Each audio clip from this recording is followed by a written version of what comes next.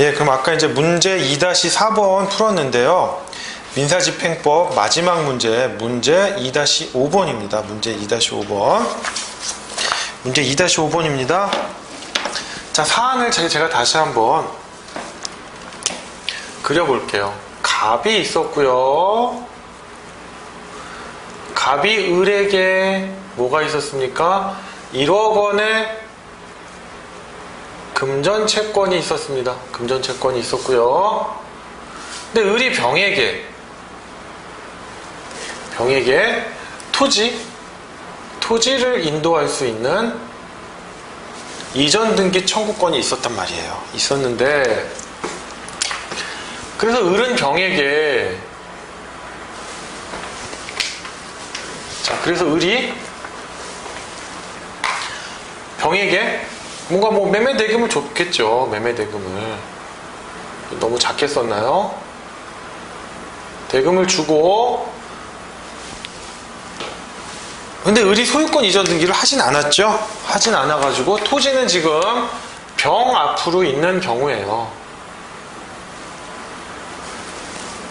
그래서 갑이 을을 상대로 빨리 돈 줘 하니까 을이 그러지 말고 내가 지금 병한테 토지를 받을 게 있는데 요걸로 줄게요 해가지고 뭘 합니까? 대물변제 약정을 합니다. 그래서 변제에 가름했기 때문에 금전채권은 소멸되고 대물변제에 기한 소유권 이전 등기 청구권을 갑이 갖게 됐어요. 갖게 된 거예요.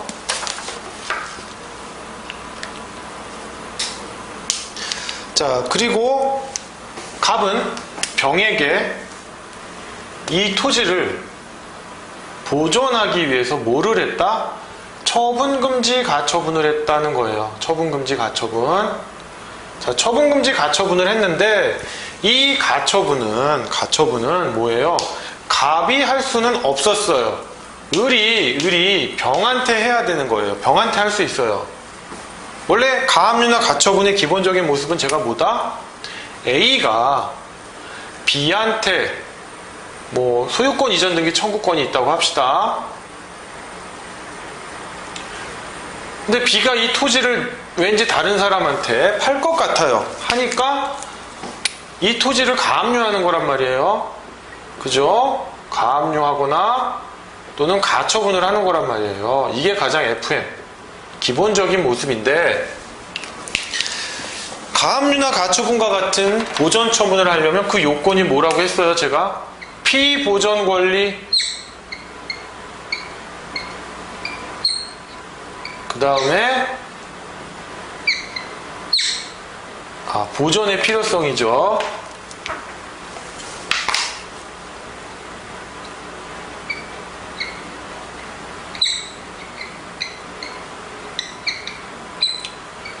보전의 필요성이 있어야 된다. 그리고 이 두 개가 뭐다? 소송물이다 라고 했어요.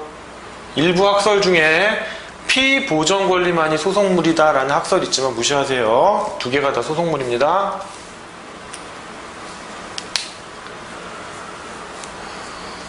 그리고 또 하나 추가한다면 이 보전 처분 소송에서 피보전 권리에 대한 기판력은 본안 소송에 있어서 미치지 않는다라는 거예요. 미치면 본안 소송 할 필요가 없죠. 왜 그렇게 기판력에 차이를 두느냐? 본안 소송은 뭐예요?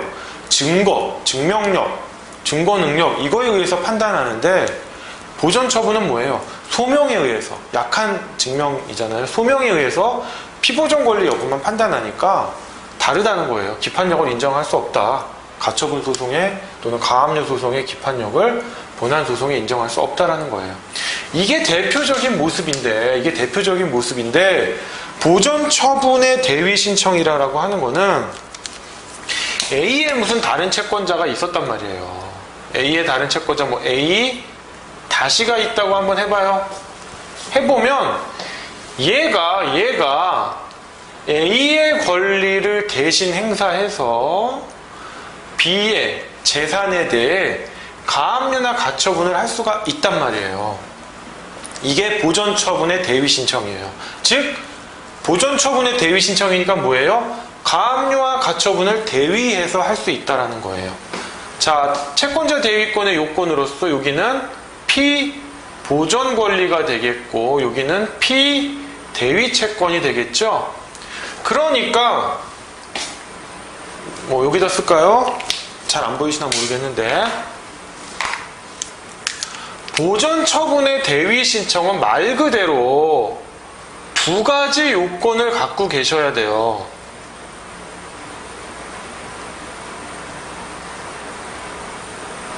보전 처분의 요건으로서 요거 피보전 권리와 보존의 필요성을 가지셔야 되고, 대위 신청을 하니까 채권자 대위권 행사 요건 있잖아요. 1번 뭐 피보전 채권의 존재, 2번 피보전 채권의 변제기 도래, 그 다음에 3번 뭐였죠? 보존의 필요성, 4번 피대위 채권의 적격성, 5번 채무자의 권리 불행사, 뭐 각각의 경우 예외들이 있는데요. 이 두 가지 요건을 다 갖추셔야 돼요. 제가 아까 시간이 좀 급해서 본 내용을 설명할 때 뭐 대위 가처분만 설명했는데, 문제를 풀고 시간이 좀 남으면 아까 좀 이렇게 쉽게 빨리빨리 건너뛴 부분들에 대해서 조금 제가 다시 보충 설명을 하겠습니다. 대위 가처분뿐만 아니라 보전 처분의 대위 신청은, 즉 가압류 가처분도 대위에서 할 수 있고, 이 경우 요건은 보전 처분을 할 수 있는 요 피보전 권리와 보존의 필요성에 대한 요건뿐만 아니라 채권자 대위권의 요건도 구비를 해야 한다. 죄송합니다. 채권자 대위권의 요건 사실도 구비해야 된다는 거예요. 자, 그럼 문제로 다시 돌아와서, 이렇게 처분금지 가처분이 있는데 병이 을에 대해서 임의로 이행을 해요. 임의로 이행을 해요. 물론 뭐 을이 병한테 소유권 이전 등기 청구권을 행사했을 수도 있고, 갑이 을을 대위하여 소유권 이전 등기 청구권을 행사할 수 있어요. 그런데 병이 임의로 이행했단 말이에요. 그리고 이 가처분은 갑이 보전 처분의 대위 신청에 의해서 한 거예요. 그러면 이러한 임의 이행이 허용되느냐라고 하는 문제에 있어서 두 가지 문제점을 검토를 해야 됩니다. 두 가지 문제점. 첫 번째 뭐냐? 민법 제405조 2항이 걸리는 거예요. 405조 2항에 있어서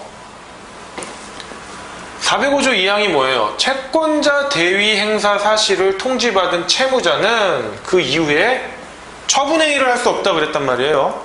그러면 일단 지금 문제에 보면 이 사건 소송이 계속 중이니까 을은 소송 고진 받았단 말이에요. 소장 부본이 송달됐으니까. 그러니까 채권자 대위 행사 사실은 알고 있는데 임의 이행을 받은 게 과연 처분행위냐 이거예요. 그래서 판례는 민법 제405조 2항에 의해서 처분행위는 금지되지만 관리 및 보존행위는 허용된다 이렇게 되어 있어요.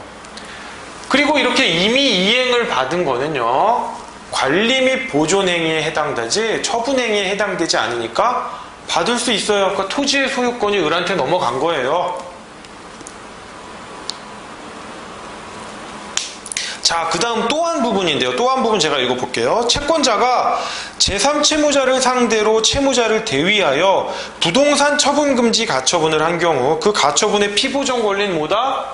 그쵸. 매매대금의 기한, 을이 병에 대해서 갖고 있는 매매계약이겠죠. 매매계약의 기한, 소유권 이전 등기 청구권이란 말이에요. 이거를 금지하는 건데, 피보전 권리는 이건데, 우연한 기회, 그래서 채권자의 채무자에 대한, 즉 갑이 을에 대한 대물 변제에 기한 소유권 이전 등기 청구권은 피보전 권리가 아니에요. 보전 처분에 대위 신청을 했으니까. 그래서 채권자가 채무자를 대위하여 제3채무자를 상대로 한 소유권 이전 등기 청구 소송의 계속 중 제3채무자, 즉 병이 임의로 을에게 이전 등기를 넘겨주는 것은 이 처분금지 가처분에 위반하지 않는다는 거예요. 이 처분금지 가처분은 뭐다? 이 매매계약에 기한 소유권 이전 등기 청구권을 피보전 권리로 하는 거지. 너 갑이 을에 대해서 갖고 있는 대물 변제에 기한 소유권 이전 등기 청구권을 피보전 권리로 하는 것이 아니다. 그렇기 때문에 요 가처분의 병이 을에게 임의로 토지를 이행한 것은 요 가처분의 내용에 위배되지 않고 그 이후로 채무자로부터 취득한 제3자의 등기는 그가 위 가처분 등기가 있었음을 알았는지 여부에 관계없이 유효하다 이래요. 그래서 일단 제가 두 가지 쟁점을 검토해야 된다고 했죠. 1번 민법 제405조 2항에 처분행위에 해당되는 거 아니냐라고 했을 때 처분행위 아니다. 왜?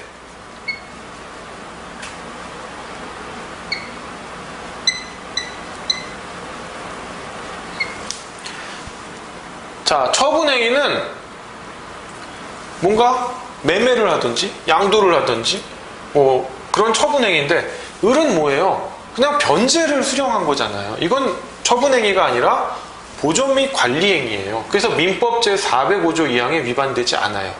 그 다음에 두 번째로 문제되는 게 그래요. 민법 제405조 2항의 처분행위는 해당되지 않지만 처분금지 가처분에 위배되는 거 아니에요 라고 주장하는 분들이 계세요. 그런데 처분금지 가처분은요 뭐냐, 병이 이렇게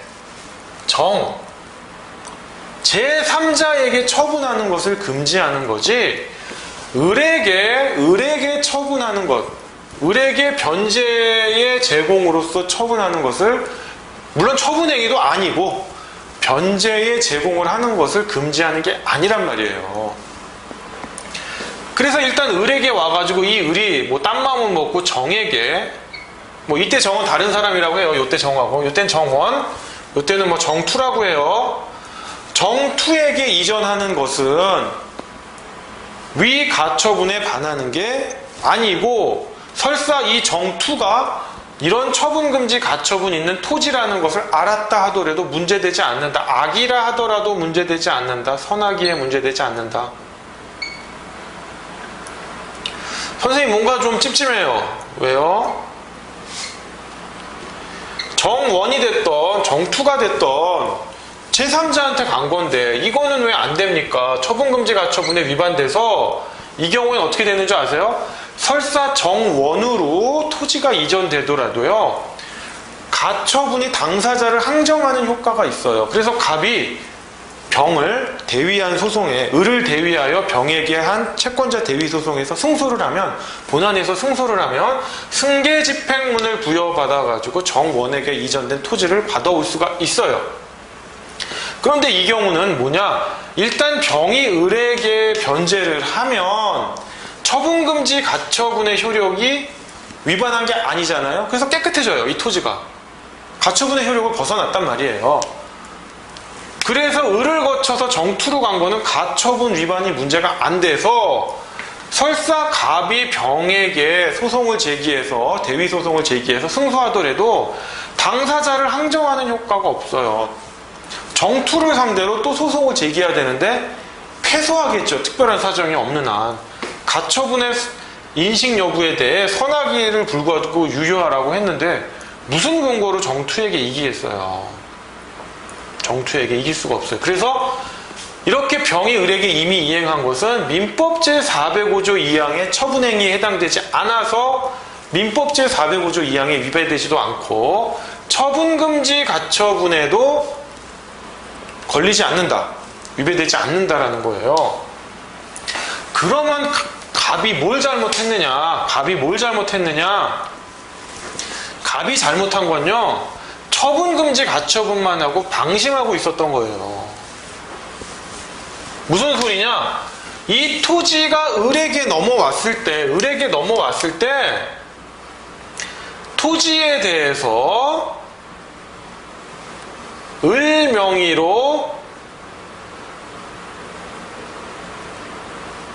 토지 이전된 거예요. 토지 이전 시 토지에 대하여 가압류나 처분금지 가처분을 했었어야 돼요. 그러면 못 넘어가요. 딱 잡아놨으니까. 아니면 애초에 처분금지 가처분만 하지 말고 갑이 을에 대해서 소유권 이전 등기 청구권을 갖고 있잖아요. 그죠? 이것을 피보전 권리로 해가지고 의뢰 금전 채권, 채권 그 밖에 기타 재산권에 해당되겠죠. 소유권 이전 등기 청구권은 이 소유권 이전 등기 청구권을 을이 병한테 가지고 있는, 아직 토지 소유권이 안 넘어온 거겠죠. 안 넘어온 걸 전제로 하는 거예요. 2번은 을이 처분금지 가처분만 할 게 아니라 이 소유권 이전 등기 청구권에 대해서 가압류를 했더라면 판결을 했을 때 아까 뭐라고 그랬어요? 가압류가 걸려있으면 해제조건부 인용 판결을 한다고 그랬죠? 그럼에도 불구하고 병이 을에게 이전을 하고 을이 또 정투에게 넘겼다면 가압류에는 어떤 효력이 있다?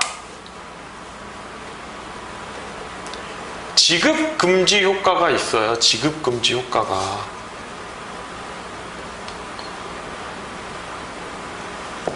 압류에는 무슨 효과가 있다? 압류는 가압류보다 센 거죠.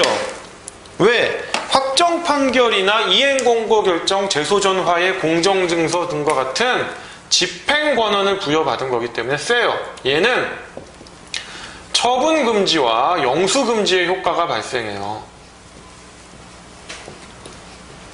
뭔 소리냐? 지급 금지 효과는 제3채무자한테 발생해요. 잘 안 보이시나요? 자, 조금 비키겠습니다. 제3채무자한테 발생을 합니다. 제3채무자. 요거는 채무자한테 발생해요. 즉 사안에서 을에 해당되고 여기는 병에 해당되겠죠. 그럼 처분금지 효과랑 영수금지 효과는 뭐냐면 압류를 딱 하면요, 만약에 압류를 했다고 쳐요. 소유권 이전 등기 청구권에 압류를 하면 을한테, 얘가 채무자잖아요, 을한테 이 소유권 이전 등기 청구권을 임의로 처분하지 말아라. 그리고 영수는 뭐냐면 병으로부터 소유권 이전을 받지 말아라. 영수가 이게 변제를 말하는 겁니다. 변제 수령하지 말라 이런 거예요. 이런 두 가지 명령이 떨어져요. 근데 가압류는 채무자한테 명령이 떨어지는 게 아니라 제3채무자한테 명령이 떨어져요. 병한테 뭐로? 을에게 임의로 지급하지 말아라. 금전채권이면 임의로 지급하지 말아라 라고 하고요. 소유권 이전 등기 청구권이면 소유권을 이전하지 말아라 라는 청구가 떨어져요. 근데 효과는 압류 효과랑 비슷하게 나요. 지급금지 효과 받더라도 압류와 유사한 효력을 내요. 그럼 제가 드리고 싶은 말씀은 뭐냐면 소유권 이전 등기 청구권에 얘가 가압류를 했으면 가처분뿐만 아니라 애초에 소유권 이전 등기 청구권, 을이 병에 대하여 가지고 있는 소유권 이전 등기 청구권에 가압류를 했으면 처분금지 가처분은 뭐예요? 제3자로 넘어가는 걸 막아주고요. 소유권 이전 등기 청구권은 원래 채무자한테 넘어가는 걸 막아주는 거예요. 얘가 이렇게 하고 을로부터 임의로 이행을 하고 을이 정투한테 넘어가면 이 가압류의 지급금지 효과, 가압류의 지급금지 효과를 위반했기 때문에 마찬가지로 가압류 위반의 효력으로 당사자 항정 효과가 생겨서 이 정투에 대해 본안에서 승소라면 정투를 상대로 승계집행문을 부여받아 가지고 집행을 하면 돼요. 그래서 갑은 이런 절차를 안 거친, 즉 방심한 책임을 지는 거예요.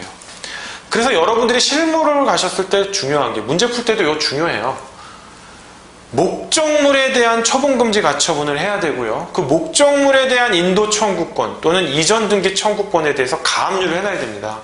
이 두 개를 동시에 안 해놓으면요, 한쪽만 해놓으면요 다른 쪽으로 삐져나가요. 도망갈 길이 생겨요. 처분금지 가처분은 제3자에 대한 처분을 금지시키고, 가압류는 그 물건에 대한 이전 등기 청구권이나 인도 청구권에 대한 가압류는 원래 채무자에 대한 임의 변제를 막아주는 효과가 있는 거예요. 예, 그렇게 해서 문 2-5번을 마치도록 하겠습니다. 근데 제가 이제 너무 급하게 달려오다 보니까 중요하긴 한데, 민사집행법 본연의 문제, 아무리 중요해도 민사집행법 본연의 문제는 제가 좀 건너뛰었어요. 근데 사실 그 부분이 중요하지 않은 게 아니라 중요하기는 한데 당장은 이제 시험에 안 나올 것 같으니까 제가 설명을 안 드렸는데, 사실 그 부분이 앞으로 문제를 풀거나 어떤 민사집행 쪽을 이해하는 데 있어서 중요하긴 해서 지금 한 시간이 한 20분 정도 남아있는 것 같으니까요. 그 부분을 좀 다시 설명드릴게요. 그리고 제가 좀 너무 급하게 넘어와가지고 미진하게 설명했던 부분들도 제가 다시 설명을 드리겠습니다. 어떤 부분이냐면 좀 가압류의 효력과 가처분의 효력에 대한 건데요. 보시면 예, 이제 50페이지가 되겠네요. 로마자 4번 효력인데, 자, 가압류의 효력 50페이지입니다. 로마자 4번. 가압류의 효력이란 가압류 명령을 받은 거에 대한 효력이 아니에요. 가압류 명령이 떨어지면 집행을 한다고 그랬죠? 가처분도 마찬가지예요. 일반적으로 뭐 동시에 내려지는데, 그리고 요거는 이제 판결문이 아니라 결정의 형식으로 한다고 했습니다. 간이한 절차이기 때문에 가압류의 효력이라는 건 이 집행의 효력을 의미하는 거예요. 가압류 집행의 효력은 채무자가 가압류의 목적물에 대하여 일체의 처분을 금지하는 효력을 생기게 합니다. 하지만 가압류의 목적이 장차 목적물을 현금화하여 그로부터 금전적인 만족을 얻고자 하는 데 있으므로 그러한 목적 달성에 필요한 범위를 넘어서까지 채무자의 처분 행위를 금지할 필요는 없어요. 이것은 채무자의 이익 내지는 일반 거래상의 안전을 지나치게 해치는 겁니다. 무슨 소리냐? A가 B에 대해서 1억 원의 금전채권이 있다. 그러면 이 금전채권에 기초한 강제집행은 세 가지에 대해서 할 수 있죠. 크게 부동산, 유채물, 채권, 일반적으로 금전채권에 대한 강제집행이라고 하는데, 채권 그 밖에 재산권이 되겠죠. 여기에 대해서 가압류를 하는데 1억 원 이상으로 가압류할 수는 없잖아요. 1억 원만큼만 가압류하라 이 얘기입니다. 따라서 처분행위의 당사자, 즉 채무자와 제3취득자 사이에 그들 사이의 거래행위는 전적으로 유효하고 단지 그것을 가압류 채권자 또는 가압류에 기한 집행 절차에 참가하는 일정 범위의 채권자에 대하여 주장할 수 없을 뿐이다. 이것을 처분금지의 상대적 효력이라고 한다 이겁니다. 자, A가 뭐 이렇게 말씀을 드려볼까요? A가 B의 부동산에 대해서 가압류를 했는데, 이 부동산을 C한테 팔아먹었네요. B가. 이 가압류의 효력은 뭐다? A와 B 사이에 효력을 미친다는 거예요. A와 B 사이에. 채권으로 한번 설명드려볼까요? A가 B한테 금전채권이 있어요. C한테 금전채권이 있어요. 그래서 이 금전채권을 가압류했어요.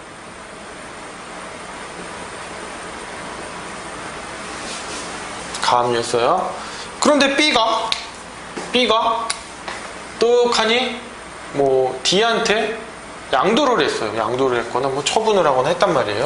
뭐 이런 경우를 말하는 겁니다. 자, 가압류의 효력이 상대적이라고 할 경우 그 상대적인 무효를 주장할 수 있는 자의 범위는 어떻게 되는가에 대하여 개별 상대요설과 절차 상대요설이 있는데, 이건 압류에서도 똑같이 문제가 되는데 제가 설명은 안 드렸습니다. 민사집행법에서는 중요한 문제인데 이게 시험에 나오진 않아요.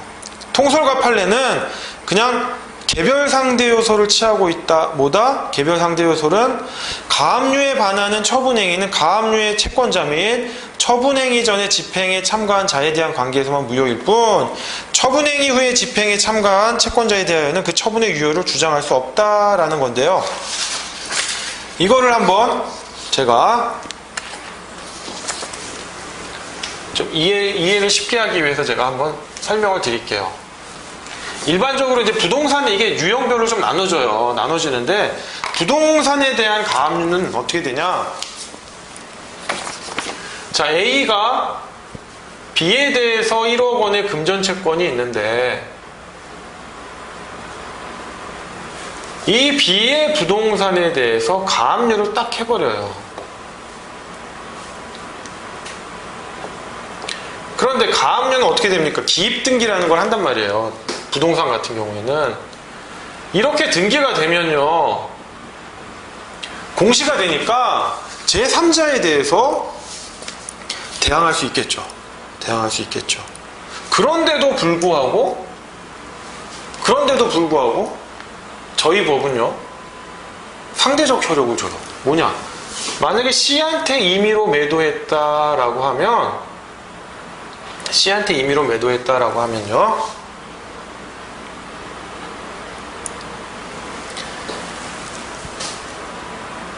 A와 B 사이에서만 무효예요. 그런데 B하고 C 사이에서는 무효가 아니에요. 이건 유효한 거예요. 왜 그렇게 되느냐? 왜 이렇게 봐야 되냐면, 일단은 그냥 단순히 가압류이기 때문에 그래요. 이 배짱 좋은 B가요, 나는 본안에서 승소할 수 있어. 아직 가압류잖아. 가압류인데 뭘 그래. 가압류 쫄지 마. 겁내지 마. 내가 본안에서 이길 수 있어. 이런 얘기를 해요. 그리고 설사 내가 본안에서 지더라도 너한테 뭐 손해배상 해주면 되지 뭐. 불법행위에 기한 손해배상이 됐던, 채무불이행에 기한 손해배상이 됐던 손해배상 해주겠다는 거예요. 그래서 개별 상대 요설은 뭐냐면, 이렇게 가압류에 위반한 처분행위에 대해서 A와 B 사이에서 무효지, 여기서 무효지, 너는 유효하다 이거예요.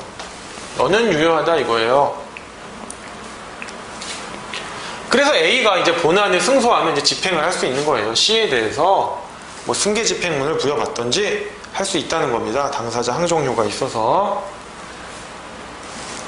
자, 그러면 지명채권에 대한 가압류의 효력은 제3채무자에게 채권 가압류 재판 정본이 송달됨으로써 그 효력이 발생하는데, 지명채권을 가압류할 때는 채무자에 대하여 채권의 처분과 영수를 금지하는 명령을 발하지 않기 때문에 강제집행에 의한 본압류와 다르다라고 제가 설명드렸죠. 여기서 이 부분에서 판서한 것 같은데요. 하지만 제3채무자에게 지급금지 명령이 내려진다는 점에서 채권을 확보하는 목적에서 보면 그 효력에 큰 차이가 없다. 제가 압류와 가압류가 큰 차이가 없다라고 말씀드렸잖아요. 그러나 가압류된 채권도 이를 양도하는데 아무런 제한이 없으며, 다만 가압류된 채권을 양수받은 양수인은 그러한 가압류에 의하여 권리가 제한된 상태의 채권을 양수받는 것이다. 뭐 이런 얘기. 제가 아까 설명드린 거랑 똑같아요. 뭐냐? A가 B에 대해서 1억 원의 금전채권이 있는데 B도 C에 대해서 1억 원의 금전채권이 있더라. 그래서 이를 가압류를 했는데, 아니 느닷없이 B가 자신의 채권을 D에게 양도를 했더라. 채권 양도 계약을 해서. 그럼 이거 가압류를 벗어난 거냐? 아니다. 이 채권 양도는 상대적 효력이 있다고 했죠. 가압류는 상대적 효력이 있다고 했으니까 가압류를 위반한 B의 채권의 처분행위는 여기서만 무효다. A와 B 사이에서만 무효다. B와 D 사이에서 채권 양도는 유효하다. 그래서 본안에서 승소하면 돼요. B가 본안에서 지면 어떻게 되겠어요? D가 받은 채권은 가압류가 우선했으니까 가압류가 붙은 채권이라는 거예요. 본안에서 승소를 하면. 그렇기 때문에 이 가압류랑 채권 양도 사이에 뭐 우열을 다투는 게 뭐 민법 채권 양도에서 문제되지 않습니까? 물론 이제 제가 지금 말씀드린 건 가압류가 먼저 됐고 채권 양도가 나중에 됐다라는 거죠. 채권 양도가 나중에 됐다라는 거예요. 자, 그럼 교재로 돌아와서 3번 부동산 소유권 이전 등기 청구권에 대한 가압류는 제가 별도의 장점으로 해놨으니까요. 그 부분 보시면 되고요. 뭐 로마자 5번 가압류 해방공탁 설명드렸죠? 행방공탁이라고 되는데 해방공탁이고요. 배당가입 차단효라든지 배당 실시가 불가능하니까 집행공탁이라는 명칭은 붙이지 않는다. 해방공탁이 가압류 명령의 효력을 취소하는 게 아니라 뭐다? 가압류 집행의 효력을 정지시키는 거라는 거예요. 그래서 가압류 2랑 같아요. 가압류에 대한 불복 절차는 중요한데 민사집행법 고유의 쟁점이기 때문에 제가 설명 안 드립니다. 뭐냐면 이거예요. 가압류 명령이 떨어지고 이거에 대한 집행이 이루어지는데, 제가 이게 간접적으로 구별되지 동시에 일어나니까 사실 구별은 쉽지 않다고 했어요. 가압류 해방 공탁은 요 집행을 정지시키는 거예요. 해방 공탁은.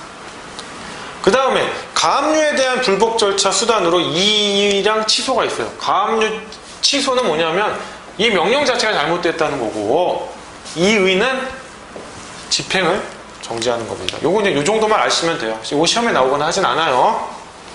예, 가압류의 효력에 대해서 설명드렸고요. 그 다음에 제가 설명드릴 부분은 페이지 56페이지 로마자 4번 이제 가처분의 효력입니다. 제가 처음에 가처분의 효력에 대해서 이렇게 뭐 자세히 설명드리지 않고요. 조금 이게 건너뛴 부분은 개요에 보시면 알 수 있어요. 1번 개요 보시면 가처분의 내용이 다양하기 때문에 그 효력 또한 상이하여 가처분의 효력을 일률적으로 설명하기가 상당히 어렵습니다. 즉 가처분의 효력은 상대적인 것과 절대적인 것이 있는데, 이하에서는 그 중요한 가처분에 대해서 그 효력이 어떻게 되는지만 설명드리도록 하겠습니다. 2번 이제 대표적인 게 처분금지 가처분인데요. 처분금지 가처분의 피보전 권리는 뭐다? 등기청구권이죠. 등기청구권. 이전 등기 청구나 말소 등기 청구입니다. 처분금지 가처분의 경우 등기부에 처분금지 가처분의 기입 등기를 할 수 있으므로 가처분 채권자는 가처분 채무자 및 제3자에 대해서도 가처분 내용에 따른 구속력을 갖게 할 수 있습니다. 따라서 가처분 등기의 선후에 따라 그 효력이 결정됩니다. 즉 가처분 등기가 있고 그 등기보다 선 또는 후냐에 따라서 그 효력이 결정됩니다. 다만 가처분 채권자가 가처분 위반 행위의 효력을 부정할 수 있는 시기는요, 본안 소송에서 승소 확정 판결을 받거나 이와 동일시할 수 있는 사정이 발생한 경우, 예를 들어서 화해, 조정, 청구의 인락 등이 있으며, 단순히 가처분 채권자의 지위만으로는 가처분 채무자로부터 목적 부동산의 소유권 이전 등기를 격려받은 제3자에 대하여 말소 등기를 청구하는 등 처분금지 가처분에 위반한 처분 행위의 효력을 부인할 수 없습니다. 처분금지 가처분의 처분금지 효력의 주관적 범위에 대해서는요, 통설과 판례는 가처분 위반의 처분 행위는 가처분 채무자와 그 상대방 제3자 사이에서는 완전히 유효하고 단지 가처분 채권자에 대해서만 대항할 수 없음에 그친다는 상대적 효력서를 취하고 있습니다. 등기가 되어 있는데도 이렇게 상대적 효력서를 취하고 있어요. 통설과 판례가. 그리고 처분금지 효력의 객관적 범위에 대해서는 가처분 채권자의 권리를 침해하는 한도, 즉 피보전 권리의 한도 내에서만 발생합니다. 이건 뭐냐면 아까 가압류 채권도 피보전 권리가 1억이면 가압류도 1억 원만큼만 할 수 있는 거예요. 그 이상을 초과할 수 없다는 거. 가처분도 동일합니다. 자, 근데 제가 이제 좀 설명을 드리면 일종의 갑이 을에 대해서 소유권 이전 등기 청구권을 갖고 있어요.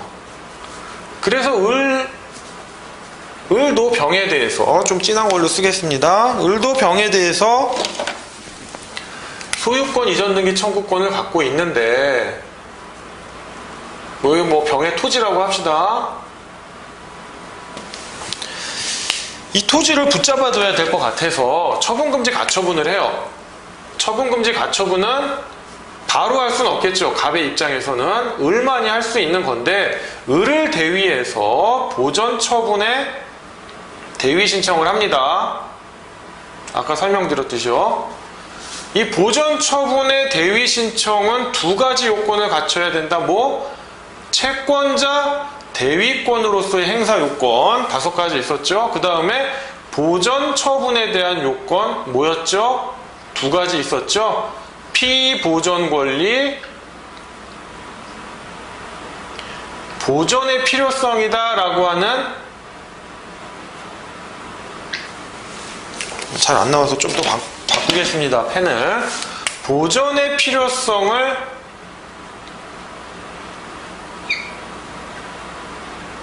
구비하여야 돼요. 즉 채권자 대위권의 행사 요건과 보전 처분의 요건을 갖고 있어야 보전 처분의 대위 신청을 할 수 있습니다. 그런데 이 병이 가처분이 되어 있음에도 불구하고 정한테 목적물을 이전해요. 매매 계약을 했던지. 그러면 선생님 이거 등기가 되어 있는데 제3자한테 대항할 수 있는 거지 않습니까? 라고 하는데 가처분이 잠정적 일시적 처분이기 때문에 상대적 무효만 부여를 해요. 즉 갑과 병 사이에서만 무효고 일단 병과 정 사이에서는 유효한 거예요.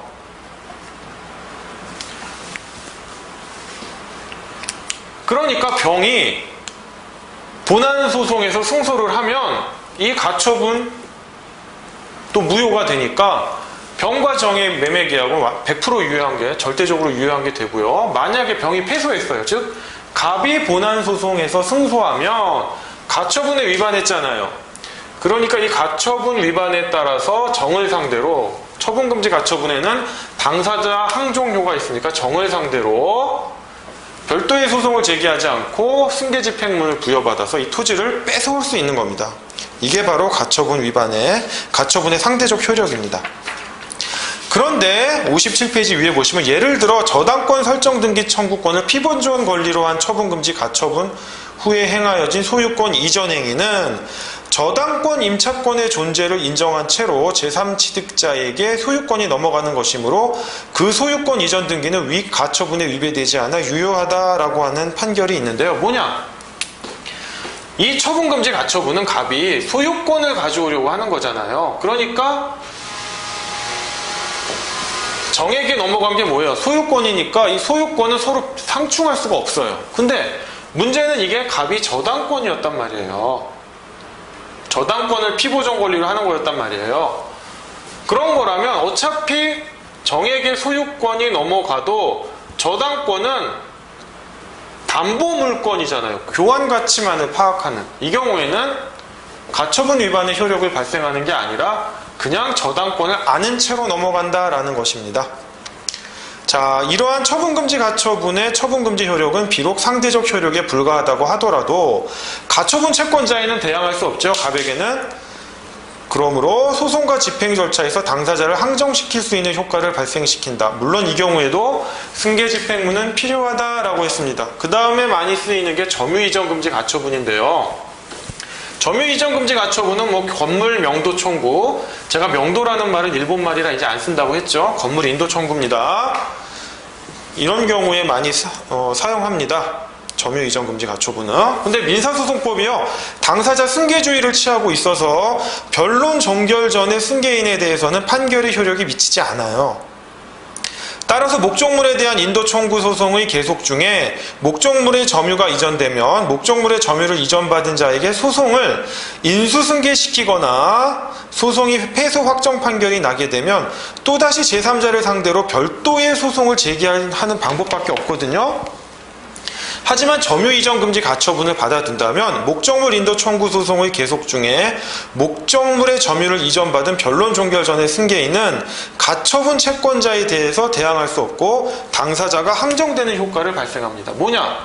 갑이요, 을에게 뭐 건물 인도 청구를 한다고 쳐요. 그래서 소송을 계속 하는데 을이 목적물을 팔 수 있으니까 점유이전 금지 가처분을 한단 말이에요.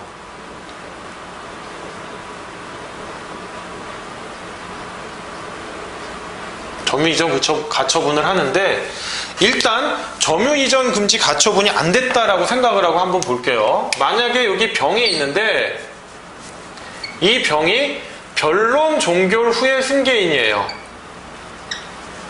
그러면 가처분 여부, 점유이전금지 가처분과 상관없이 변론 종결 후의 승계인은 뭐예요? 민사소송법에 의해 기판력의 주관적 범위, 그 기판력의 주관적 범위 확장에 의해서 기판력이 미치죠. 그래서 갑이 을에 대해서 건물인도 청구해서 승소를 하면 그 병에게도 승소 판결의 기판력은 병에게도 미치기 때문에 승계집행문을 부여받아서 을이 병에게 건물을 넘겨줬다 하더라도 다시 뺏어올 수가 있어요. 그런데 정이 변론 종결 전의 승계인이면 방법이 뭐가 있어요? 점유이전금지 가처분을 안 한 상태예요. 안 한 상태에서 뭐가 있겠습니까? 민사소송법상 인수승계를 시키는 방법이 있어요. 그 밖에 참가승계가 있는데 참가승계는 정의 자발적으로 하는 거죠. 그러니까 솔직히 기대할 실익은 없어요. 정의 자발적으로 못하러 하겠어요. 자기 물건 뺏기는데. 그럼 인수승계를 하거나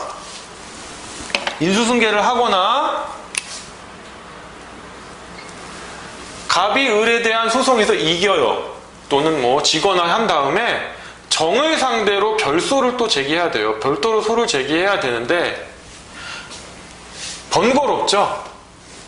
그래서 사전에 점유이전금지 가처분을 해놓으면 이렇게 정에게 변론 종결 전에 정에게 건물이 인도되더라도 승소 확정 판결을 받으면 당사자 항종효가 생겨서 그 가처분에 따라 가처분 위반의 효과를 물어가지고 책임을 물어서 승계집행문을 부여받아가지고 정에게 넘어간 건물을 다시 넘겨받을 수가 있습니다.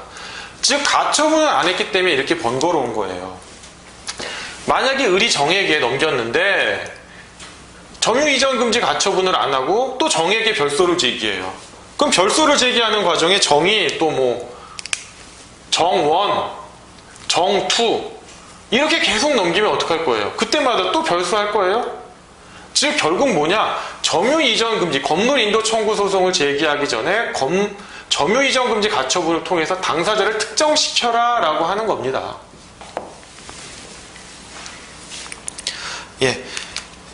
그리고 여기 보전처분 신청의 대위 부분에서요. 채권자 대위권을 통한 대위 가처분 판례 1번과 2번과 3번 한번 읽어보시면 되고요. 이게 아까 문제로 만들었던 판례들입니다.